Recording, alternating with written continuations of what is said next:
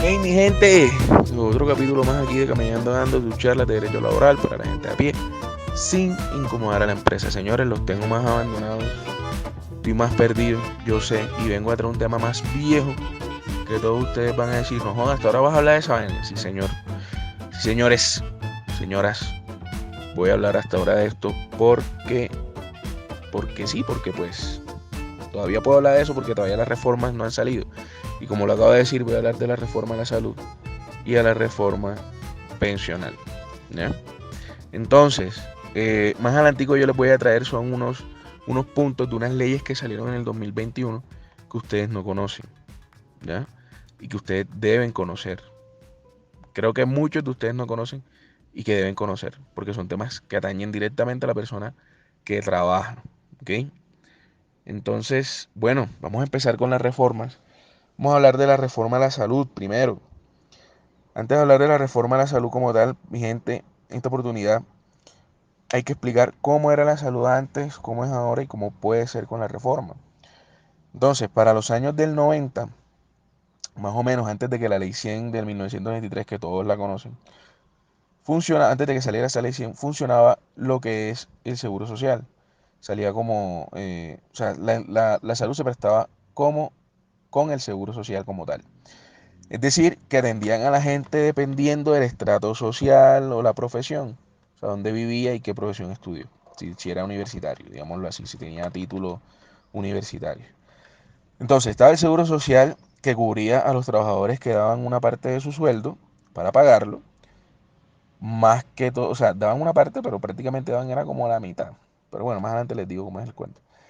Pero solo podía acceder el 22% de la población. Entonces, el servicio únicamente era bueno solo en la capital, en Bogotá. Y a muchas personas solo se le atendían acá en Bogotá, en lo que es en el hospital San Pedro Claver. Pero no daba abasto ese hospital porque se formaban ese poco de filas y esa gente ahí, eh, digamos, esa cantidad de gente en un hospital. ¿Por qué? Porque las personas que tenían que para poder ser atendidos, las personas tienen que dormir en los pasillos de los hospitales.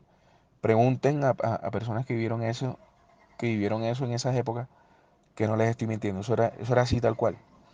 Y eso era para imagínense que eso era para las personas que sí pagaban el seguro. Entonces las que no pagaban el seguro se les atendían en los hospitales públicos. Entonces, ¿qué pasaba con los hospitales públicos? Que solamente prestaban sus servicios de salud, pero eran servicios básicos. ¿Cómo así básicos? Que una vacuna, que los servicios de maternidad y medicina general, que eran como enfermedades que no eran tan graves, ¿no? Entonces, de esto se puede ver que un promedio de la población eh, colombiana, como el 25% de la población, no tenía acceso a ningún servicio de salud, pero ninguno, ni a uno ni a otro. Entonces, salió lo que es la Constitución de 1991, que después trajo consigo la Ley 100 de 1993, que esta Ley 100 del 93 entró en vigencia en 1994.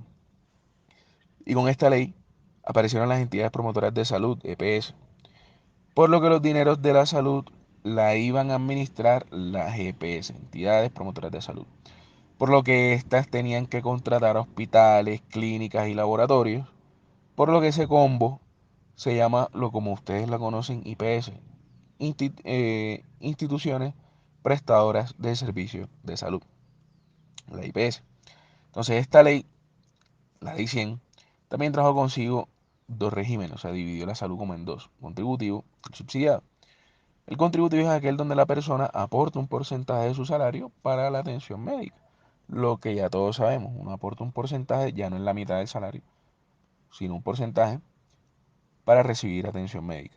Y el subsidiado es aquel que que la persona se encuentra afiliada, que no puede pagar, como el contributivo, donde recibe servicios de salud, pero estos servicios de salud son subsidiados, como su nombre lo indica, por la persona del régimen contributivo. Por ejemplo, si yo que no voy al médico constantemente, o prácticamente no voy porque pues, no veo necesario ir porque pues, me encuentro bien, esa plata lo que hace es pasar a una persona que sí está siendo atendida en ese régimen subsidiado. ¿Ya? O sea, yo estoy pagando para que me atiendan, pero pues igual sigo pagando y sea que no me atiendan para que otra persona pueda ser atendida. Y esto en derecho se conoce bajo un principio, y ese principio tiene como nombre principio de solidaridad. Está claro, o sea, hay que ser solidario para darnos salud, pero pues se la pasa a otra persona para que sí sea atendida en el régimen subsidiado. Entonces también se puede deducir de acá que las personas dejaron de aportar al sistema de salud porque antes de la ley 100 las personas aportaban, como les decía, casi la mitad de su sueldo al sistema, pero ahora con esta ley 100 con este nuevo sistema, con el sistema que estamos viendo ahora, aportan un 12,5% del IBC. ¿Qué es el IBC? El ingreso base de cotización. ¿Qué sale del salario mensual? ¿Cómo sale del salario mensual? Entonces ustedes dirán, no, hombre, pero yo es que yo no pago todo el 12,5%. Claro que no. Del 12,5% se divide en dos porcentajes. El 8,5% que está a cargo del empleador, es decir, la persona que bajo contrato de trabajo te contrata para trabajar, valga la redundancia, y el 4% lo pagas tú como trabajador. ¿Ya? Entonces no pagas el 12,5% como tal completo. ¿Ya? Entonces, la ley 100, ¿qué permitió la ley 100? Que el Estado dejara de administrar los recursos, o sea, esta plata, pasando a ser administrada por una bolsa de administradora que antes se llamaba el Fondo de Solidaridad y Garantía, el famoso FOSIGA. Y ahora cambió el nombre a ADRES. Y ténganlo como ADRES porque el nombre es largo. Ahora se llama Administradora de los Recursos del Sistema de Seguridad Social en Salud. Ese es el nombre completo de ADRES. Entonces, el ADRES cada año le gira a las EPS un valor aproximado de 1.289.246 pesos por paciente. ¿Ya? Y esto tiene un nombre que es la UPC, que es la unidad de pago por capitación o capacitación. UPC se llama. Entonces, con estos cambios que trajo la ley 100, ¿qué se logró? Que aproximadamente ya de este porcentaje de personas que les había indicado que pagaban y que no pagaban y las que no estaban afiliadas antes de la ley 100, ¿qué pasó? Que ya hay un aproximado del 99% de la población colombiana que se encuentra afiliada en salud. O sea, la gente dirá, pero qué salud tan mala. Pues ya hay 99% de personas afiliadas. Entonces, hasta aquí va todo bien con este sistema que tenemos ahora, pero este mismo sistema tiene un problema. Que la población, ¿qué problema trajo? Que la población no sabía cómo era el cuento, no sabía cómo afiliarse, entonces, pues no lo hacían. Entonces, las EPS, ¿qué hacían? Buscaban a las personas para contratarlas, para que salieran a las calles y les explicaran cómo era el tema. Pero ¿qué pasa? Que a las EPS les sobraba la plata. ¿Por qué les sobraba la plata? Porque se la pagaban a tiempito. O sea, el FOSIGA para esa época pagaba, pero enseguida, o sea, era puntual. Entonces ahí es donde sale el tema de la corrupción, que hoy todos conocemos. ¿Por qué? Porque entre más plata tenga, pues ya tú no sabes qué hacer con la plata y pues ahí salieron temas como Salud que ese cuento no se lo voy a echar porque ya todo el mundo lo conoce. Entonces, a raíz de este problema de corrupción, se creó una entidad a relucir ahí, salió para salvaguardarnos de esta corrupción, que es la super salud, para combatir toda esta vaina que se está viviendo. Entonces, en el 2019, la super salud ya había liquidado a 18 EPS y a día de hoy ya están en proceso de liquidación otras 16. Ustedes dicen, pero yo nada más conozco a Sura, Famisanar, 9 EPS, eh, Salud Total. Bueno, hay un poco, hay un poco. Entonces, con todas estas EPS en liquidación y todo eso, llegó a Colombia la cogió una enfermedad que la trajo la misma Constitución de 1991, que es la tutelitis. Llegó la tutelitis con más de 100.000 tutelas al año y llegó la Corte Constitucional indicando, ya para que se zanje toda esa vaina, que no se le debe negar el servicio de salud a nadie. Entonces, lo anterior, teniendo en cuenta que las EPS, aprovechando que las personas no sabían cómo era el tema de la afiliación, las EPS no brindaban el servicio de alta complejidad por los costos, como por ejemplo la lucha contra el VIH, SIDA y personas con cáncer, que a fecha de hoy muchas EPS todavía no brindan esos servicios de salud y que lo deben hacer, ¿no? Entonces pueden tutelar que se les debe dar ese servicio. Entonces, un dato importante para que tengan en cuenta, mi gente, es que las EPS que más tienen tutelas, o la EPS que más tiene tutelas, señores, para que lo tengan en cuenta, es la nueva EPS. Y, ojo, esta EPS, esta nueva EPS, es clave para la reforma del actual gobierno. Entonces, hay unos que queda como que, bueno, pero si tiene muchas tutelas, porque es clave. Ya ahorita más adelante le comento. Pero a mí tampoco es que a título personal, hay que hacer alguna otra cosa, porque ¿cómo va a ser clave una EPS que tenga tanta tutela? Pero bueno, esta EPS, ¿por qué es clave? Porque es mixta. La nueva EPS es mixta. Es decir, que el Estado tiene la mitad de las acciones ahí en la EPS. Por lo que surge la pregunta, si el Estado tiene la mitad de las acciones, podría colapsar la EPS con el papel que va a tener ahora en la reforma. Una pregunta importante, ¿no? Entonces, teniendo en cuenta esto, se debe tener presente, señores, que las EPS activas a la fecha tienen una deuda de alrededor de 16 billones de pesos. Billones, no millones, billones con B de bueno. Por lo que, ¿qué trae esto? Esto trae que los profesionales de la salud no reciban a tiempo sus pagos. Por eso es que hay mucho médico endeudado por ahí, como todo el mundo en Colombia. Ahora bien, la ley 100 en el 93 no contó con una gran parte de regiones en el país, o sea, como las dejó abandonadas. ¿Por qué? Porque tuvo en cuenta que en la actualidad se cuentan con 23 médicos por cada 10.000 pacientes, cuando lo que se debería tener son 36 por cada 10.000 pacientes. 36 médicos por cada 10.000 pacientes. Y la parte de enfermería, teniendo un equipo de enfermería a hoy de solo 14 personas por cada 10.000, siendo que debe ser 88 personas por cada 10.000, 88 equipos de enfermería, personas, de enfermeros, enfermeras. Entonces, de esto se tiene también que los profesionales de la salud tienen una distribución a nivel nacional de la siguiente manera. El 52% de los profesionales de la salud se encuentra en 5 ciudades capitales. Esta información ustedes la pueden verificar en Así Vamos en Salud, preguntando en su navegador cómo está la salud rural en Colombia. Así la pueden buscar. Y el 90% de los hospitales, clínicas y laboratorios está en zonas urbanas. También la pueden buscar en el Registro Especial de Prestadores de Servicios de Salud del Ministerio de Salud. Lo pueden buscar ahí. Entonces, se evidencia que hay desigualdad en las demás regiones del país, como es en los casos de los pueblos de cada departamento del país. Entonces se puede concluir que un 96% de la población del país se encuentra afiliada, pero no todos tienen acceso a la prestación del servicio de salud. Muy bonito que estemos afiliados, pero pues con estas distribuciones así, pues nadie va a tener acceso. Entonces, en mi pensar, ¿qué se debería hacer? En vez de una reforma como tal, gruesa, así, que cambie muchas cosas, lo que debe hacer es, hombre, busquemos la forma en que lleguemos a esas partes. Porque si todos están afiliados, todos deben ser atendidos. Entonces, ¿qué trae la reforma a la salud? ¿Qué va a traer consigo?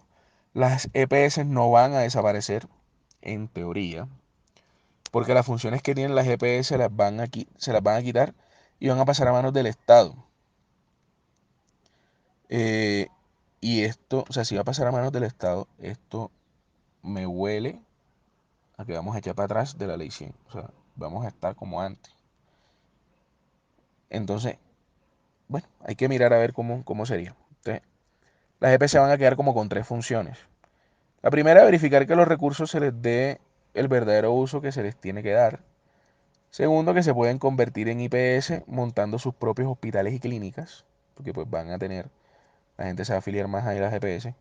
Y se podrán dedicar a la medicina prepagada, es decir, pagar un poquito más por un mejor servicio, o sea, lo que actualmente tenemos. La medicina prepagada no va a desaparecer. Mucha gente paga un poquito más para que se atienda más rápido, no sé, le den más beneficios. ¿Qué otra cosa trae? Se va a tener un periodo de transición, por lo que en esta parte del articulado de la reforma, el 149 para ser más exactos de esta reforma, donde aparece la nueva EPS, lo que le comentaba antes, por lo que los afiliados de la EPS que estén en liquidación, que son 11 millones de personas, pasarán a la nueva EPS quedándose con el 42% de los afiliados a nivel nacional, siendo esto un dato preocupante. ¿Por qué? Porque las EPS con más, o sea, porque es la EPS, como les decía, con más tutelas en Colombia, también trayendo un posible colapso de la misma por no poder brindar adecuadamente los servicios de salud por ser la que más tiene afiliados. O sea, entre más tenga, ¿cómo vas tú a brindar esos servicios si tienen más gente? Si actualmente la nueva PS tiene la mayor cantidad de tutelas por falta de atención, ahora imagínense teniendo la nueva PS con casi que la mitad de la población afiliada. O sea, no sé cómo va a funcionar eso, pero bueno. ¿Esto qué pasa? Entonces, del anterior se refleja que las EPS van a desaparecer con el tiempo, porque los afiliados deben pasar a la nueva EPS. Entonces, una sola EPS. Esto va a colapsar a mí. Bueno, no sé, hay que mirar cómo va a surgir todo esto del tema de la reforma. Entonces, ahora bien, debemos tener en cuenta los centros de atención primaria, que son los CAP. ¿Por qué? Porque cuando las EPS desaparezcan, todos los ciudadanos vamos a estar afiliados a un CAP, ¿ya? Que se ubicará en lugares estratégicos, o sea, lugares cercanos donde las personas no demoren en trasladarse para recibir su atención, y van a ser como filtros, y este va a ser el primero para recibir la atención médica, por lo que también debe existir, según el Ministerio de Salud, un CAP por cada 25.000 habitantes. O sea, tienen que colocar bastantes CAPs. Y deben ser nuevos, por lo que a la fecha faltan muchos por construir. Y más en lugares donde los servicios de salud es precario, como les comentaba antes, no llega ni siquiera. Entonces, así como les comenté antes, hay que mirar a ver, valga la redundancia, cómo va a ser este tema de la reforma, porque si hay gente que todavía o sea, no se atiende, y que ahora con la reforma solamente la nueva PS, que es la que más tutelas tiene, va a quedar con mucha gente, o sea, con aún más gente afiliada, todo va a colapsar, ¿no? Entonces, estos CAP van a tener muchas más funciones que van a complicar aún más la atención médica, como lo es la afiliación, la creación de la historia clínica por cada paciente, verificar la gestión del riesgo, la remisión de pacientes a otros centros de salud, buscar dónde debe ser hospitalizada cada persona y agendar citas con especialistas. A la fecha de hoy, a día de hoy, todo eso son las EPS las que hacen todo este tema. Y tienen la experiencia, tienen ya la estructura, ya tienen todo para hacer estas cosas, y pues se lo van a quitar así. Y se lo van a poner a los CAP, y los CAP van a entrar nuevos en esto. O sea, bueno, teniendo en cuenta ya esto, la solución para mí no es cambiar las GPS por los CAPs, porque los problemas van a seguir igual y hasta pueden subir un poco más. Eh, Hasta para agendar una cita médica va a ser un problema. Y tampoco pues con el tema de los especialistas, porque hay un déficit de especialistas que tiene el país. Entonces lo que se está haciendo es cambiar, ojo, ojo ahí, cambiar y no mejorar. No se va a mejorar un sistema que lleva más de 30 años brindando un servicio de salud por un sistema que traería más problemas que soluciones al momento de prestar la salud. Entonces surgen varias dudas en la reforma. ¿Cuáles son las dudas?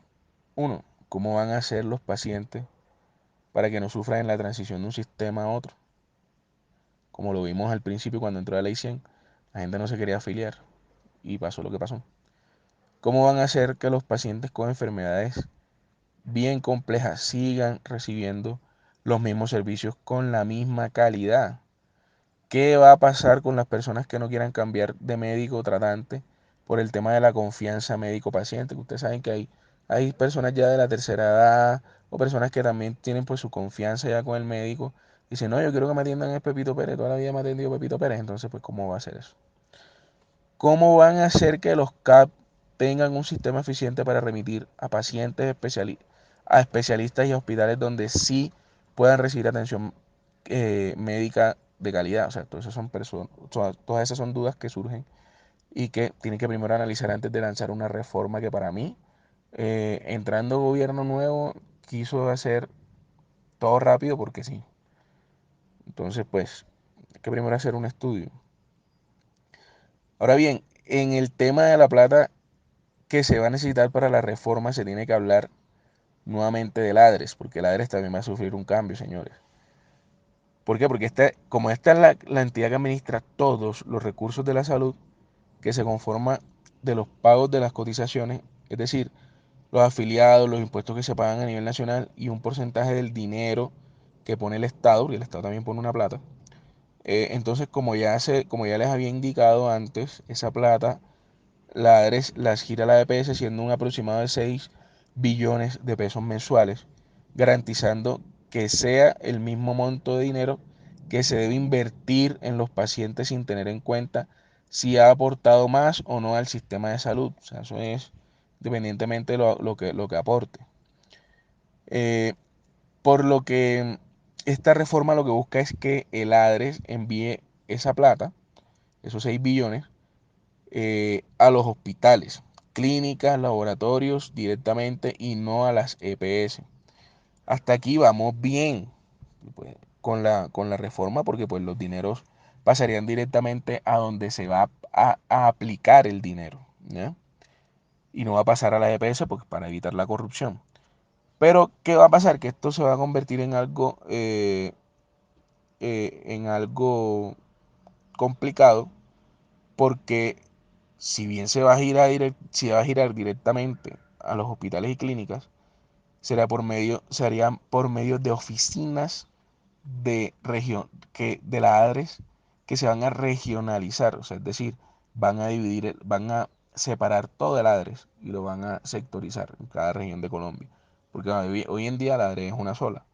Lo van a dividir y a poner en cada región de Colombia. Entonces, se va a dividir el ADRES por cada región del país, existiendo la posibilidad, ojo aquí, de que los políticos tengan la posibilidad de meter su mano.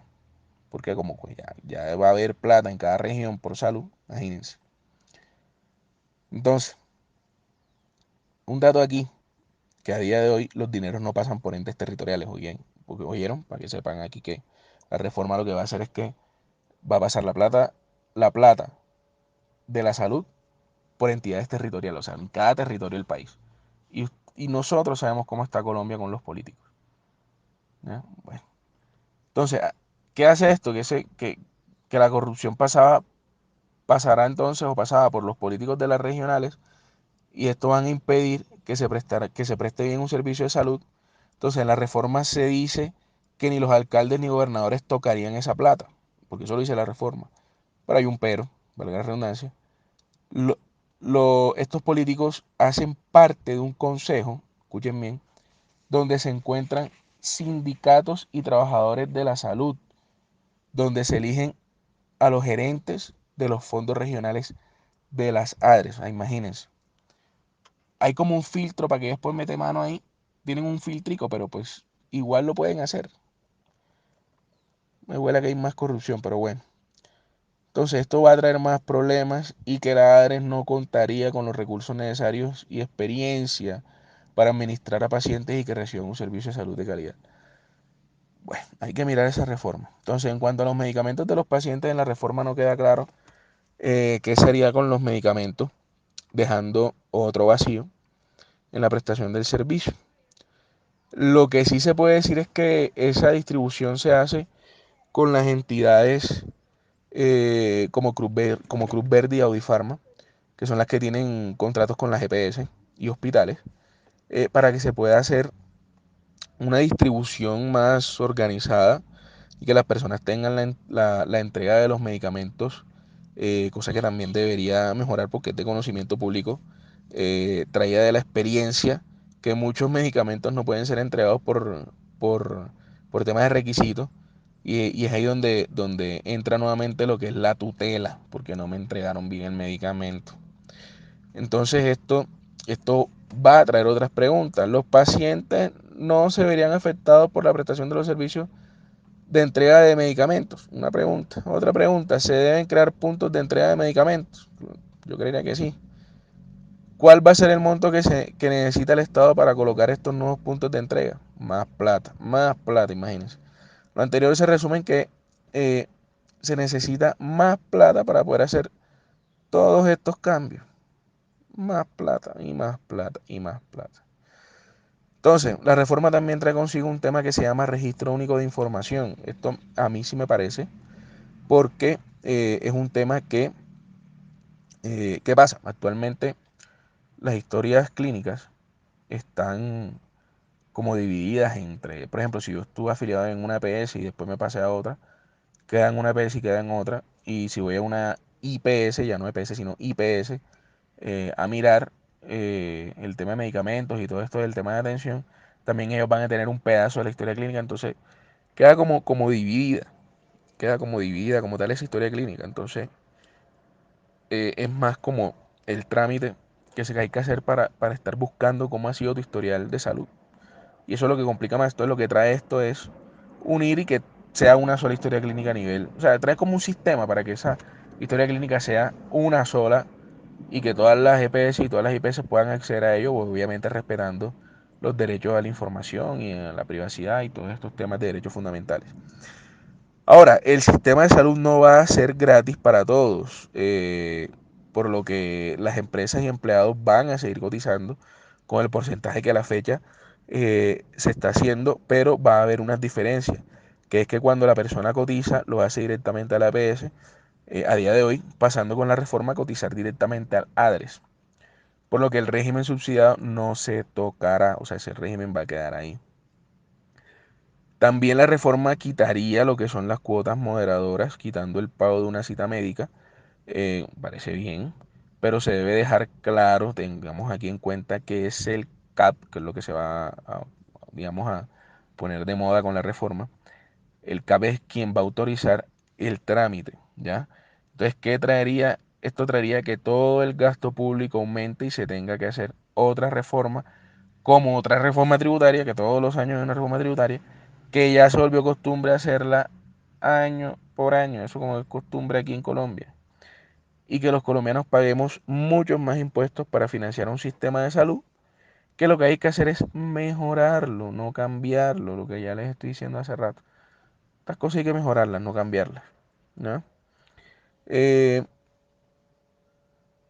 entonces, los cambios se deben hacer de manera, yo creo que en el video anterior les había dicho, los cambios se deben hacer de manera pausada y estudiando las posibilidades y no por el sentimiento de que el país necesita un cambio urgente y tiene que ser es ya, pero no a lo karateca, ya, y no, o sea, tiene que ser estudiado, mirado, analizado, ¿ya? Entonces, el implementar políticas a medio y largo plazo donde el dinero se invierta de manera idónea, adecuada, y que se cree una entidad como la Supersalud para la vigilancia del uso adecuado de esos recursos y colocando un brazo más fuerte a la Fiscalía para investigar a aquellos que infringen en delitos con dinero del Estado. ¿Por qué traigo a colación yo la Fiscalía? Hubo una noticia hace ratico ya, si no fue este año, creo que fue a finales del año pasado, donde los mismos fiscales decían que habían tanto proceso penal que no les daban abasto y muchos de esos procesos penales prescribían. Por eso es que hay mucha, entre comillas, injusticia, porque hay mucho vándalo que sale libre porque pues, o queda libre porque sencillamente el proceso no se lo pudieron adelantar porque no tuvieron tiempo.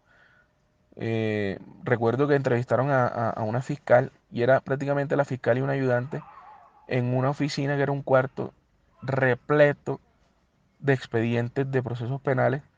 Obviamente se les van a prescribir muchos, es que eso es obvio, pero pues ahí es donde uno tiene que mejorar ciertas cosas, no venir a hacer una reforma así porque sí, es mi pensar, ¿no? Dejen abajo sus comentarios, a ver si están de acuerdo conmigo o no. tiene que ser pausado, estudiado y mirar otros aspectos a mejorar para que todo en conjunto mejore, vale la redundancia. También hay que tener en cuenta que este sistema que propone el gobierno actual ya se encuentra implementado en Brasil, lo pueden buscar.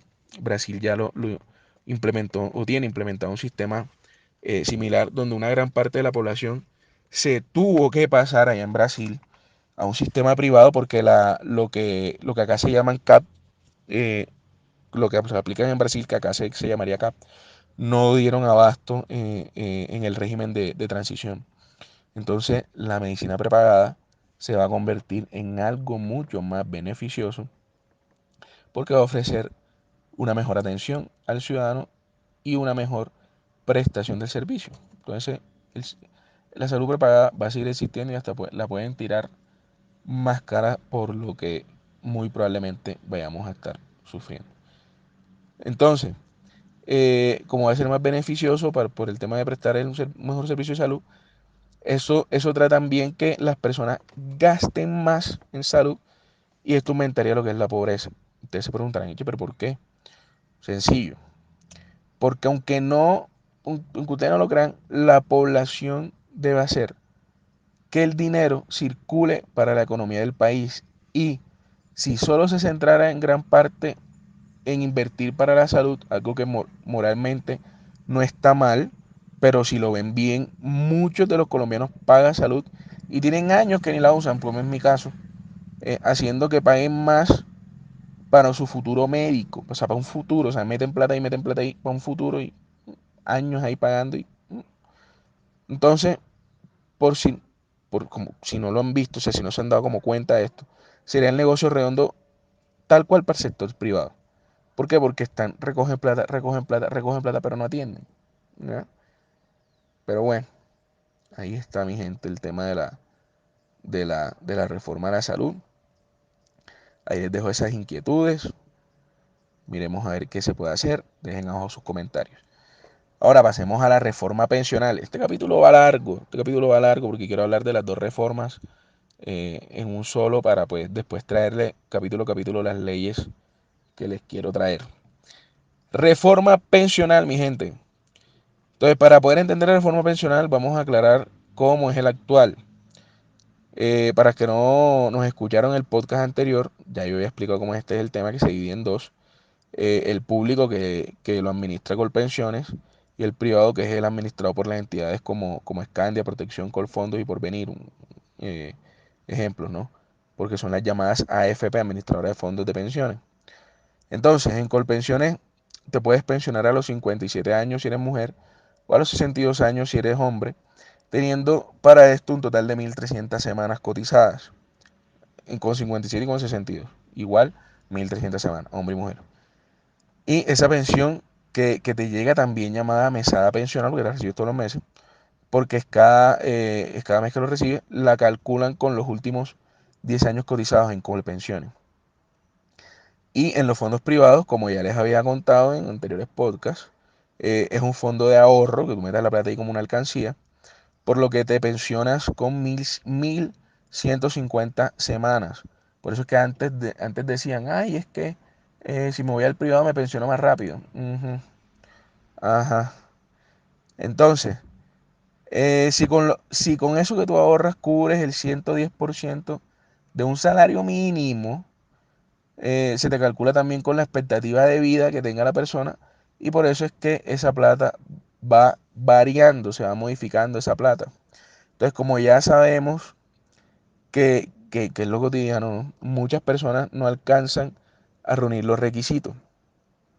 Por lo que si estás en un fondo privado, o sea, por venir, protección, Scandia, todo eso, por fondo, lo que hacen estos fondos es devolverte la plata más intereses, pero si estás en Colpensiones, solo te devuelven lo ahorrado con un ajuste en lo que se llama inflación.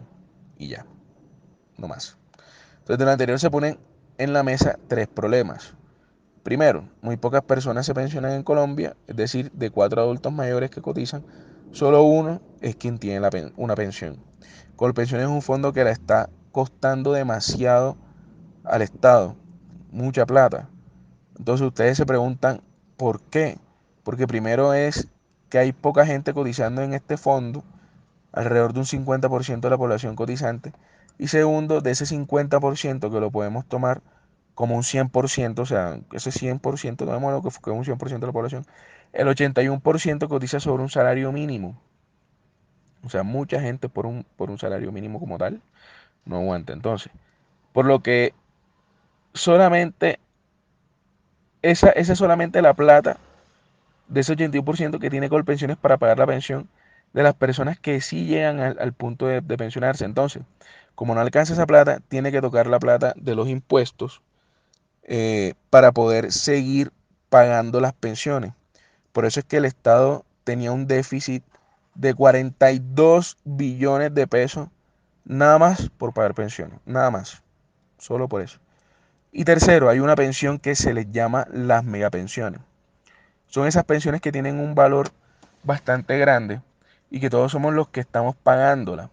Por lo que a las personas que tienen una pensión de 10 millones de pesos o más, el Estado les está dando un subsidio, además de los, ay, Dios mío, Dios, además de los 10 millones, se está dando un subsidio de 1.400 millones de pesos hasta que la persona deje de vivir, literalmente hablando.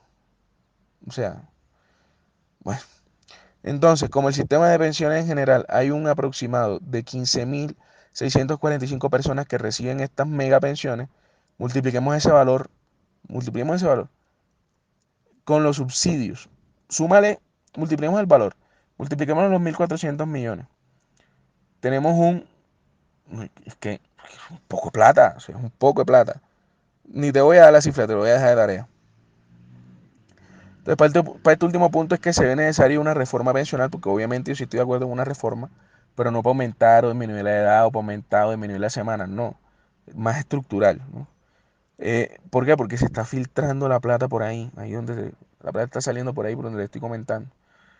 Entonces, es aquí donde entra la reforma pensional del presente gobierno, que lo que consiste en que ya no van a ser dos sistemas, que es el RAIS y el RPM, sino que solo va a existir uno solo, o sea, el régimen de prima media con prestación definida, que administra Colpensiones, y el régimen de ahorro individual con solidaridad que administran las otras entidades, ya no va a existir con la reforma, y entonces quedará uno solo, que se conformaría de 4 niveles. Entonces le voy a explicar cómo van a ser esos niveles.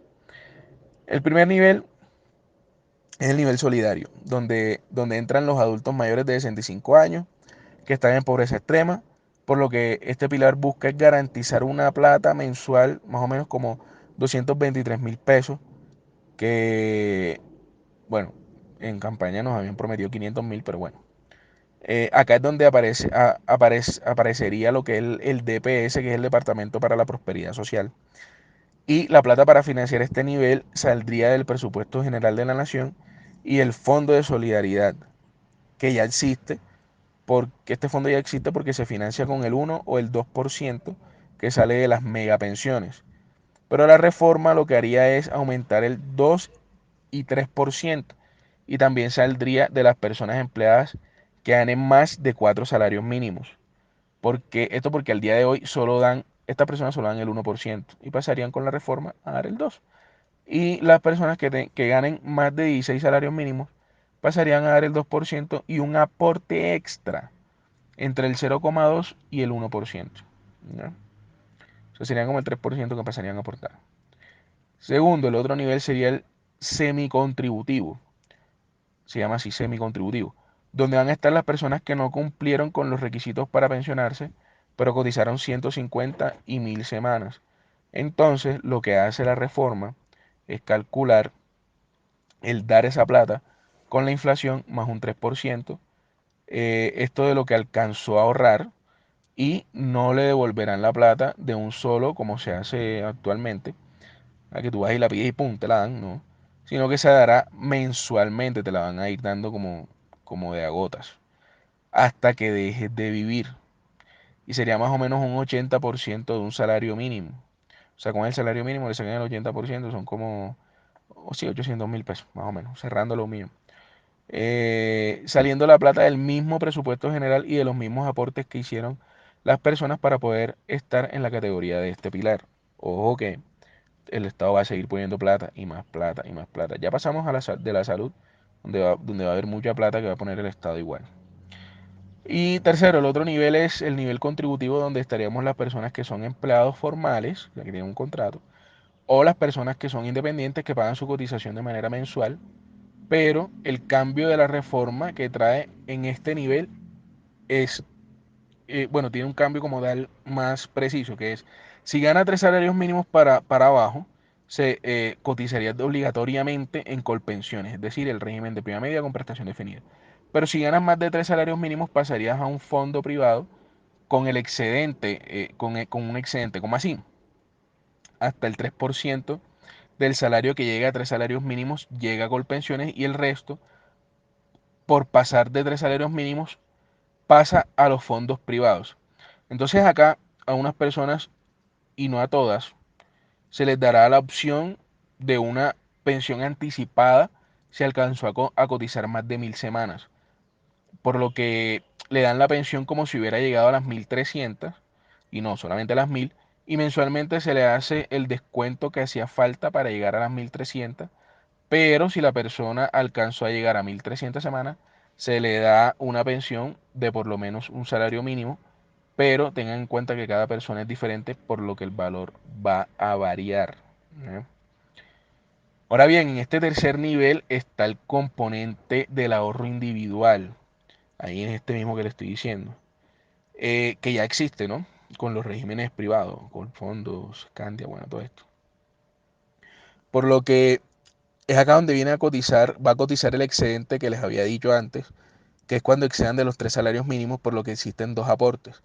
El 16% sobre los primeros 3 salarios mínimos, y el otro 16% sobre el excedente que supere los 3 salarios mínimos. O sea, 3 millones, redondimos el salario mínimo a 1 millón. 3 millones de pesos, te ganas 3.500.000. 16% de 3 millones y 16% de 500, de los 500.000 pesos. Pero ¿qué pasa? Que acá solo entran el 16% de los trabajadores formales a nivel nacional. Cuarto, otro punto. El otro nivel es el ahorro voluntario, por lo que entran las personas que, aparte de ese monto extra por cada 3 salarios mínimos que sobrepase, quieran dar otro poquito más de plata. Que aquí dudo mucho que la gente vaya a querer dar plata porque sí. Entonces van a existir dos fondos, uno que es de Colpensiones, que va a ser de ahorro, y el otro de solidaridad, donde se ayudaría a las personas que no pudieron acceder a una pensión. Entonces, llevando esto a la realidad, si una persona gana el salario mínimo, que a día de hoy está en 1.160.000, aquí hicieron noticia en 1.600.000, 1.160.000, tiene que cotizar el 16%, que es el que actualmente está, ya que yo se los había explicado en una charla como tal, donde ese porcentaje se divide si el trabajador formal, es decir, trabajando con un contrato de trabajo, se encuentra en el código laboral, entonces el 80% de ese valor pasa a pagar las pensiones que están hoy, y el 20% de ese monto pasa para las pensiones futuras.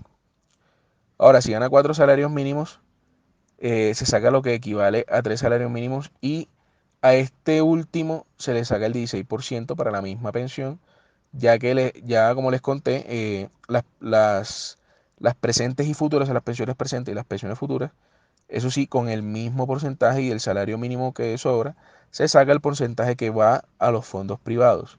Es decir, 16%, que de acá el 1%, del 16% el 1% va para las pensiones futuras, y el 14,2% se va a un ahorro individual al fondo privado que eligió. Ahora, si una persona es independiente y gana más de 5 salarios mínimos, poniendo este monto como, como ejemplo, no que tenga que ser así como tal, de lo cual se saca el 40% de dicho monto, por lo que de ese 40% se sacaría el 16% para la pensión, más o menos lo que está actualmente con los contratos de prestación de servicios, como se los expliqué anteriormente. Ahora, si llega a menos de un salario mínimo como independiente, se puede ahorrar de manera voluntaria, en las que son no sé si conocen las BEPS, que son los beneficios económicos periodos, eh, que son para las personas que mayores de 18 años, que puedan ir aportando en ese fondo. O sea, es como una bolsita de ahorros que tiene Colpensiones aparte, que va la gente poniendo su plática ahí, lo que puedan, lo que puedan poner mensualmente. Y van ahorrando y van ahorrando y van ahorrando hasta que lleguen a pensionarse con un mínimo. Bien, entonces sigamos con la reforma ahora. Esta reforma trae otros cambios. ¿Qué son otros cambios? Que en relación con las megapensiones, estas van a pasar a los fondos privados, las pensiones altísimas, para que ellos administren esas pensiones. Por lo que el Estado ya no va a tener que administrar o subsidiar estas super pensiones, que son mucha plata, como el cálculo que les hice ahorita. Entonces, ¿qué hace el Estado? Dirige esos montos a las personas que más necesitan de su pensión, como la que serían las que están en el nivel que les dije ahorita, que es el nivel solidario. Por lo que con pensiones se ahorraría más de 13 billones de pesos al año. Esto sí es un cambio estructural, o sea, más de estructura, ¿eh? No de que hay que las 1300, que bajarlas, que la edad, que no. Ahora, de esto y como todo hay un régimen de transición, porque para todo hay un régimen de transición cuando son estas reformas así, eh, si está a punto de pensionarse o tiene 1000 semanas o más, el segundo cambio sería que con el tema de los hijos, donde se dice que se le quitaría un año por hijo, por hijo a las madres. Esto aplicaría a las madres del nivel contributivo, es decir, el nivel 3 que le hablé de las personas que son empleados formales o independientes que pagan su cotización de manera mensual, por lo que cotizarían 50 semanas menos por cada hijo que hayan tenido o adoptado. Ahora, si es una madre que tiene 3 hijos, podría dejar de aportar hasta 150 semanas menos. Pero aquí es donde se debe tener cuidado, porque es hasta acá que deja de aportar. O sea, si tiene un cuarto, si tiene un quinto, si tiene un sexto hijo, nada, hasta 150. O sea, no es que por cada hijo me vayan a... No. O sea, que se van a llenar de hijos ahora, no. Hasta 3. Eso, pues, digamos, para tener un control ahí, porque... Ahora, ¿qué de bueno trae la reforma? Va a haber más gente, va a haber más gente necesitada que reciba un auxilio, como lo serían los más de 2.5 millones de adultos mayores en condiciones de pobreza. Se acaba el tema de qué fondo escoger, si uno privado o Colpensiones, por lo que a día de hoy, como ya todos sabemos, lo que trae es pensiones desiguales, o sea, no hay igualdad en tema pensional. Entre más plata entra el sistema pensional, por lo que el Estado no tendría que subsidiar tantas pensiones por un periodo de tiempo considerable, o sea, que se demoren bastante subsidiando esas pensiones y recuperan entonces cierto monto de plata. Otro punto que trae que las personas altas, las pensiones altas, perdón, tendrían que aportar más al fondo de solidaridad, y se va a crear eh, alternativas para que las personas que no logren cotizar la semana para pensión, como las pensiones anticipadas que le indiqué anteriormente, pues puedan recibir un dinero. Ahora, ¿qué es lo malo de la reforma? Que todo no es bueno. Como todo no es perfecto, esta reforma tendría aspectos malos, como por ejemplo, uno, el colocar 3 salarios mínimos como tope. ¿Por qué malo? Porque el 83% de los colombianos ganan menos que eso, pero si la propuesta es reducir ese máximo, sería también reducir los beneficios que les conté de los aportes. Esta reforma le costaría al Estado un incremento del Producto Interno Bruto, el PIB, de aproximadamente el 30,2%, porque el cálculo con la reforma va hasta el 2070. Lo debieron haber puesto 30 años más, hasta el 2100, pero bueno. La reforma no aclara quién va a cuidar los ahorros, si va a haber alguna entidad aparte que cuide de todos esos ahorros, por lo que hasta el momento solo se habla de que va a ser el fondo público. Y aquí está el riesgo de que el gobierno tome esa plata para otras cosas diferentes y no para lo que es, que son las pensiones, por lo que se debe proponer que se cree una entidad que sea independiente para que vigile esos montos que se cotizan a pensiones y que ningún otro gobierno lo vayan a tomar como un saquito de plata para agarrar y hacer otras vainas, ¿no? Como se ve en otras situaciones, ¿no? Ya ustedes saben. El gobierno podría decidir, otra cosa mala, el gobierno podría decidir en qué se va a invertir la plata ahorrada, así como lo dice el artículo 19 de la misma reforma. El artículo 19 dice: Los recursos de las cuentas individuales estarán invertidos en fondos de pensiones cuyas condiciones y características serán determinados por el gobierno nacional. Lo último, miren lo último que dice. Va a ser determinado por el gobierno. Siendo entonces de lo anterior, señores, que no habrá nadie que diga si es correcto o no, por lo que quedaría el mismo gobierno siendo una especie de juez quien decida qué va a hacer, y pues ahí tampoco es que sea una garantía. De lo anterior y para ya finalizar, ya por fin, este capítulo, vamos a casi una hora. La reforma pensional es buena hasta cierto punto. Esos pilares me gustaron. El tema de cómo distribuir la plata, me gustó. Porque pues ya no se le va a dejar al Estado que administre todos esos recursos, como se indicó, como les estuve diciendo, ya que la corrupción va por ahí está escondida la corrupción, y ya saben qué pasa con eso.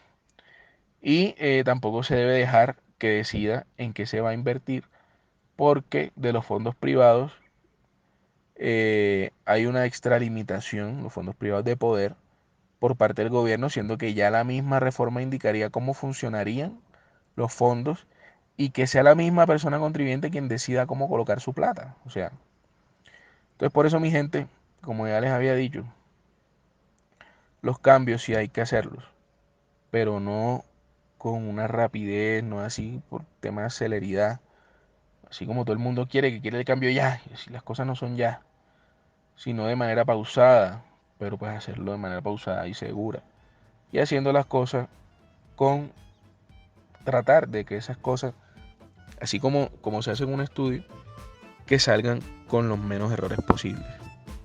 Pues mi gente, espero les haya gustado este podcast, espero les haya gustado esta charla, esta exposición, porque lo sentí como una exposición de la reforma, para que la tengan clara.